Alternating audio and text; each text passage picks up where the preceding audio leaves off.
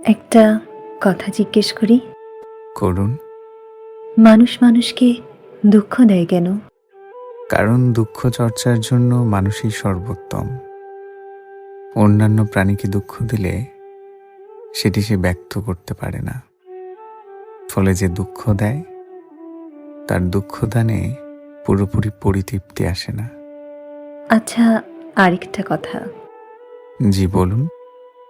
দুঃখ দেবার আগে মানুষ কাছাকাছি আসে কেন? কাছের মানুষ কেন সাজে? কারণ দূরের মানুষকে দুঃখ দেয়া যায় না। আপনি নিশ্চয়ই কোথাও কৃষি কাজ করতে দেখেছেন। যে কোনো চাষাবাদের পূর্বে চাষের জমিকে উপযোগী করে তুলতে হয়। বিভিন্ন সার প্রয়োগের মাধ্যমে জমির উর্বরতা বাড়াতে হয়, অন্যথায় আশানুরূপ ফলন পাওয়া যায় না।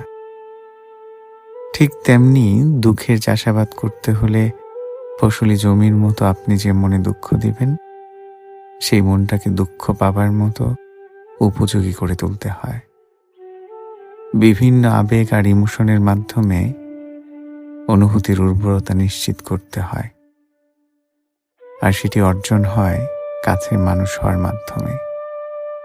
সেটা না হয় বুঝলাম, কিন্তু মানুষ দুঃখ দেওয়ার ক্ষেত্রে নরম মনের মানুষকেই কেন বেছে নেয়? কারণ নরম মনে দুঃখের দাগ স্পষ্টভাবে বসে, কঠিন মনের ক্ষেত্রে যেটি হয় না। এই জন্য দুঃখ দেওয়ার ক্ষেত্রে মানুষ নরম মনের মানুষদের বেছে নেয়। সেই থেকে কঠিন মন নিয়ে একজন দূরের মানুষ হয়ে বেঁচে আছি, যেন খুব সহজে কেউ দুঃখ দিতে না পারে।